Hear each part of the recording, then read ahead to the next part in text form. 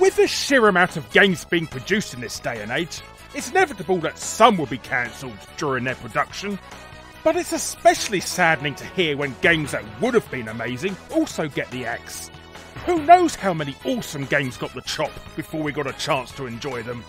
Luckily, however, every now and then, these great games are given a second chance, get a new lick of paint, change entire IPs sometimes, and released to universal acclaim. So this episode, we take a look at 5 great titles that were officially cancelled at one point, but finally saw the light of day under a new guise, as opposed to people who probably wished their games were actually cancelled. But, hello you, I'm Guru Larry, and I welcome you to Fact Hunt. 5 cancelled games resurrected as legendary titles.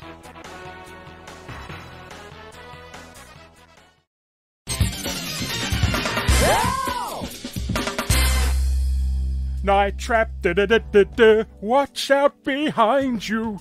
Haha, more words are being written about Night Trap than 95% of all other games out there, which is quite impressive for a cheesy FMV title starring her out of different strokes, the main attraction of which is seeing a bunch of girls dance about with a tennis racket. But thanks to those zombie ninja vampire things, augurs, and their blood-sucking ways, Night Trap did manage to gain quite a bit of notoriety, which might not have been the case had it come out in its more genteel, original form. The idea for Night Trap was based on a play that designers James Riley and Rob Fulop had seen called Tamara, which took place in several rooms. The audience had to choose what parts of the story they wanted to see, and this was represented in Night Trap through the use of surveillance cameras that you switch to and from to catch augurs in the act. However, this idea was first used for a demo called Scene of the Crime, which was a much more straightforward affair, where you use the cameras to find out who's stolen a fat wad of cash. No waddling vampires, no tennis rackets, no cheesy music, or blood being sucked through a tube.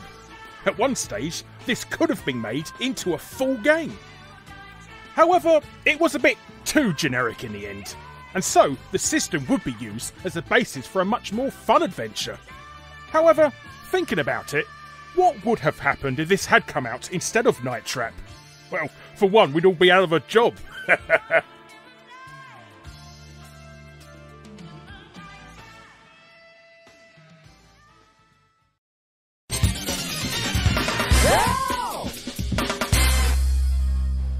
Speedball is, well, it's brilliant, isn't it? Everyone beats each other up in pursuit of a metal ball, and a crowd fueled by violence and ice cream roars them on. It doesn't get much better than that. But the story of this series could have been so utterly different if another publisher had had their way.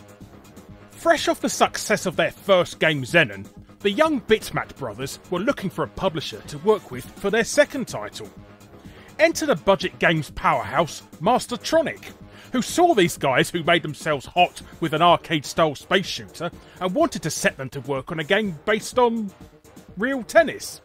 You know, the tennis game that's got a weird court with a roof and all that. The one that Henry VIII played before he started the 5 swan pies a day diet programme. Seems odd, but the Bitmap brothers were up for it. They spent a whole week making plans and researching the sport, getting ready to pitch it to Mastertronic. However, someone had a change of heart.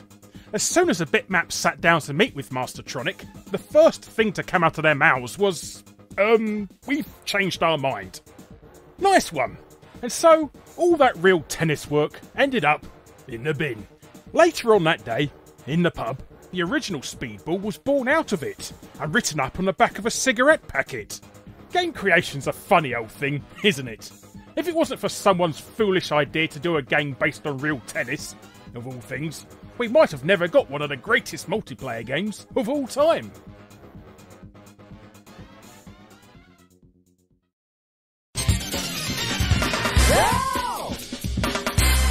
When a particularly big and well-liked game comes out, it's not uncommon for games that are, well, somewhat similar to come out in the following months. For instance, if it wasn't for Dark Souls, we wouldn't have Lords of the Fallen. And where on earth would we be without that game? The success of Capcom's stonking Resident Evil 4 also inspired a few to try and beat it at his own game as well. In particular, Ubisoft's Cold Fear in 2005. A rather criminally overlooked survival horror game that does have fans, but was dismissed at the time for copying Resident Evil 4 a bit too much. And yet, it could have been so very different. The game was made by Darkworks, the same folk who made Alone in the Dark, the New Nightmare a couple of years previously. But surprisingly, Ubisoft were not the original publisher. The game instead was going to be published by Namco of all people, and they had another idea. They wanted an action RPG based on Time Crisis, with the working title of Time Crisis Adventure. Makes sense, doesn't it? You've got a series that everyone loves for its on-rails ducking undercover shooting action, so why not change it to a game where you walk about, level up, and take care of Wild Dog that way instead? It's like Resident Evil Survivor, only in reverse. A few screenshots do exist of this odd take on an established franchise, but Namco eventually decided that the best thing for Time Crisis was to concentrate on games that were, well, like Time Crisis, and so it was cancelled in 2004. However, Darkworks were then able to sell the game to Ubisoft, and it got changed completely into the game we all know and vaguely remember today. Also, fun fact, Marilyn Manson also got involved somewhere along the line as well. Not bad for a game that everyone struggles to remember the name of for 5 minutes when it comes up in conversation. Not even the posters in Watch Dogs plastered everywhere in the game triggered any nostalgia. Why does Watch Dogs keep cropping up in these videos all the bloody time?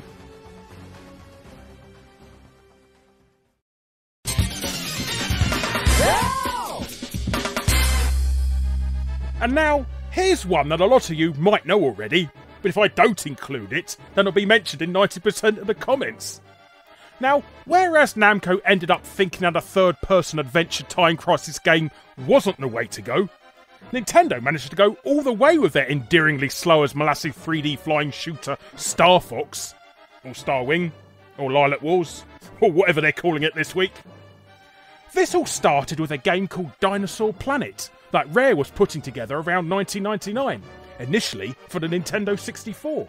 You can find quite a lot about it online, and while there's no playable version around, there were screenshots, trailers, voice acting, and even an hour of gameplay. So people did actually know about Dinosaur Planet, and were surely anticipating it. And then, along came Shigeru Miyamoto. Shixie had one look at Dino Planet, and thought, hey, the characters look quite a lot like the ones in Star Fox. Other folks at Nintendo agreed, and so the decision was made to change Dinosaur Planet into the bang average GameCube title we all know and don't really care much for today. A fair bit of the original game is still very much in Star Fox Adventures, such as it's still set in a place that's literally called the Dinosaur Planet, as well as furry waifu Crystal, who was even the protagonist of Dinosaur Planet at one point. A brilliant move by Nintendo then, killing two birds with one stone by strangling a potential new franchise before it's even born, as well as cheapening one of their other franchises that didn't have a plumber or a copyright infringing Robin Hood in it. Nice work if you can get it.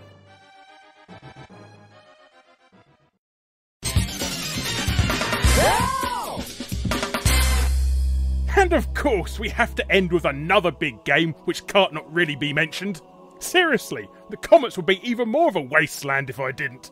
Still, the original Halo deserves to be on here, seeing as it's changed its form almost completely, not once, but twice, before finally coming out and actually being really good.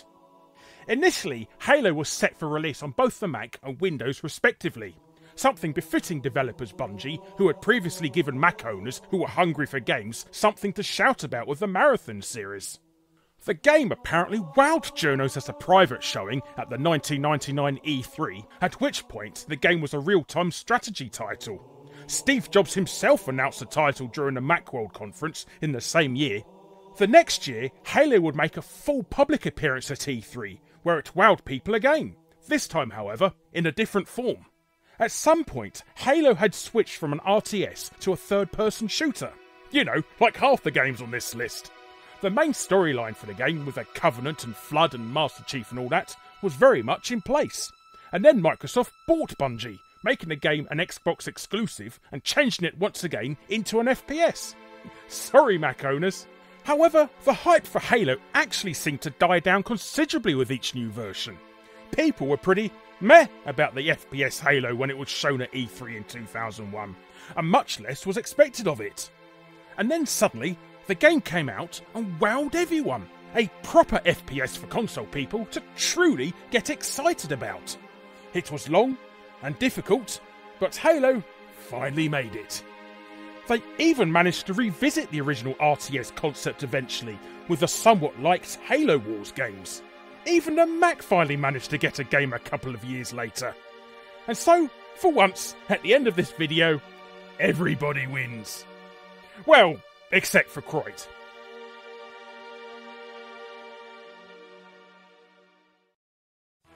Hello you. Thanks ever so much for watching. Be sure to subscribe to be first to see future Fact Hunt episodes. Click on the bell if you already are to make sure you're notified. And be sure to check out my other episodes. And if you want to be super awesome, check out my Patreon.